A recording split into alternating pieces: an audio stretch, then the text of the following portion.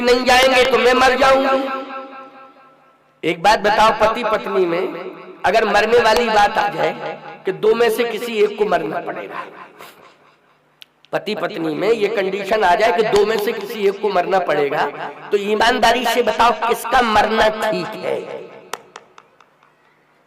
धर्म क्या कहता है, लोक रीति क्या कहती है? अच्छा, लोक रीति की बात छोड़ो, मैं कहता हूं शास्त्र की नीति भी यही कहती है, शास्त्र भी यही कहता है। क्या कहता? अच्छा, ये भी कहती है, इनका पातिव्रत धर्म भी कहता है, ये पातिव्रत धर्म इनका ही पातिव्रत धर्म कहता है। और पातिव्रत धर्म कहता है तो ये पातिव्रत धर्म की प्रेरणा शास्त्रों ने दी कि नहीं दी? बोलो, किसने दी? ये संविधान किसने दिया है? पातिव्रत धर्म की प्रेरणा किसने? शास्त्रों ने दी। तो शास्त्रों ने दिए, पातिव्रत धर्म क्या कहता है?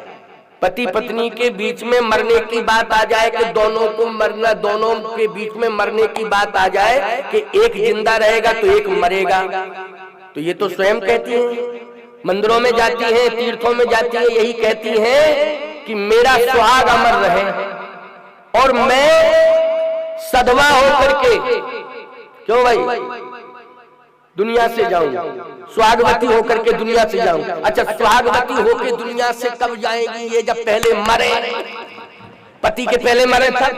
भाई गलत बात हो तो तुम बता दो हमको, कोई हमें दिक्कत नहीं। सुन भाई, सुहागवती होकर के मैं दुनिया से जाऊं, भगवान से मांग रही हो, तीर्थों में मांग रही, नर्मदा माता से मांग रही, साधु संतों से मांग रही कि मैं सुहागवती होकर के दुनिया से जाऊं, तो पति के पहले मरना पड़ेगा तब ना सुहागवती होकर जाएंगे। इससे सिद्ध हो गया पत्नी का मरना ठीक है, पति का बचना उचित है। भाई बिल्कुल साफ, तुम लोग नहीं बोल सकते हो, ये हम बोल रहे हैं। जो साफ साफ बोलने वाली बात है वो मैं बोलूंगा, चिंता मत करो। इसलिए तो हिंदू उत्सव समिति के लोगों ने आयोजन किया है कि साफ साफ बात तो महात्मा ही कह सकता है और कोई। और मैं जगत गुरु पद पर बैठा हूँ, धर्माचार्य हूँ, मुझे तो स्वतंत्र अधिकार है बोलने का, समझ गए हो? सबसे बड़ी हिदायत हिंदू सनातन संस्कृति की, हिंदू सनातन संस्कृति का सबसे बड़ा आचार्य माना जाता है जगत गुरु धर्माचार्य। सबसे बड़ा धर्माचार्य कौन है? जगत गुरु है। इसलिए जगत गुरु की बात शास्त्रों की ही बात हुआ करती है, वो शास्त्र के रूप में ही समाज के मध्य आता है, याद रखना, शास्त्र के रूप में ही आता है। उसे शास्त्र समझना चाहिए, उसे भगवान का प्रतिनिधि समझना चाहिए, भगवान का स्वरूप ही समझना चाहिए, अथवा भगवान का प्रतिनिधि समझना चाहिए। भगवान स्वयं इस बात को कहते हैं, याद रखना, भगवान स्वयं इस बात को कहते हैं कि समाज के लोगों, हम तुम्हारी श्रद्धा भक्ति से प्रसन्न हैं, लेकिन तुम ये चाहते हो कि हे प्रभु मुझे दर्शन दे दो, दर्शन दे दो, दर्शन दे दो।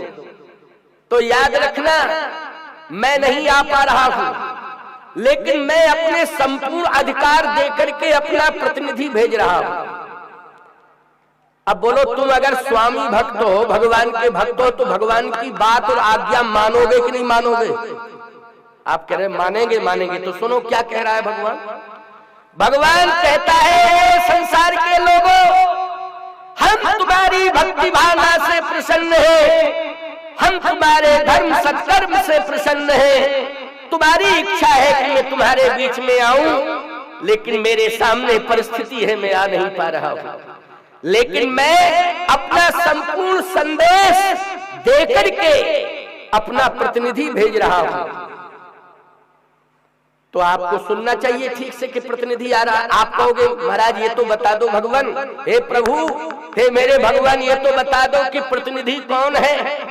तो भगवान कहते हैं, अब कान खोल करके सुन लो, मैं संपूर्ण संदेश दे करके प्रतिनिधि के रूप में संत को तुम्हारे बीच भेज रहा हूँ। अब संत की वाणी से निकला हुआ प्रत्येक बात परमात्मा का हस्ताक्षर मान करके उस पर विश्वास कर लेना, तुम्हारा कल्याण हो जाएगा, तुम्हारा कल्याण हो जाएगा। संत की वाणी से निकला हुआ प्रत्येक वाक्य ईश्वर का हस्ताक्षर होता है, भगवान का हस्ताक्षर होता है। तो हस्ताक्षर होता है तो ईमानदारी से बताओ, जब भगवान का हस्ताक्षर है तो तुम्हें मानना चाहिए कि नहीं मानना चाहिए? मानना चाहिए, मानना पड़ेगा। मानोगे तभी तुम्हारा कल्याण होगा। तो मैं चर्चा कर रहा था आपसे कि पति पत्नी के बीच में अगर ये कंडीशन आ जाए तो शास्त्र कहता है कि पत्नी का मरना उचित है, और पत्नी को खुद कह देना चाहिए मौत से कि देखो देखो भाई डिसीजन अगर है हम दोनों ने तय कर लिया है, पत्नी को खुद कहना चाहिए मौत मैं मरने को तैयार हूं, मैं मरने को तैयार हूं, मेरे पति को मत छूना, हाथ मत लगाना, हाथ मत लगाना। या फिर सावित्री जैसी हो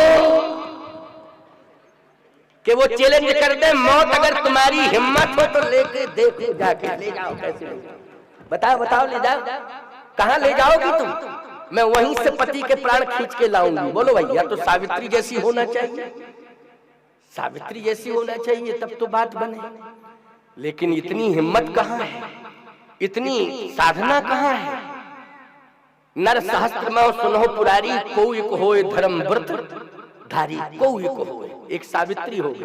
बोलो हो गई कि नहीं हो गई, जो यमराज की चौखट से अपने पति के प्राणों को खींच करके लाई धरती पर कि नहीं लाई, लाई कि नहीं लाई। तुम्हारे अंदर है ताकत, रोने की ताकत है, कहां चले गए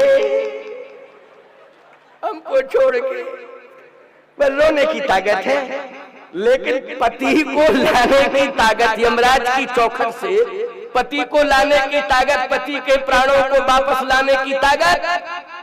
लेकिन चिंता मत करना, घबराने की जरूरत नहीं है, भगवान से प्रार्थना करेंगे हम और करते ही रहेंगे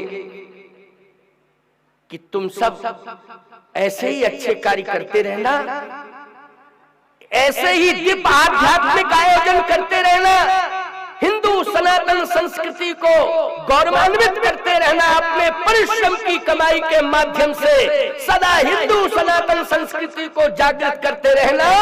हम संत महात्मा अपनी आयु तुम्हें प्रदान करते हैं दीर्घायु होने के लिए, तुम सब दीर्घायु हो, यशस्वी हो, कल्याण हो तुम्हारा।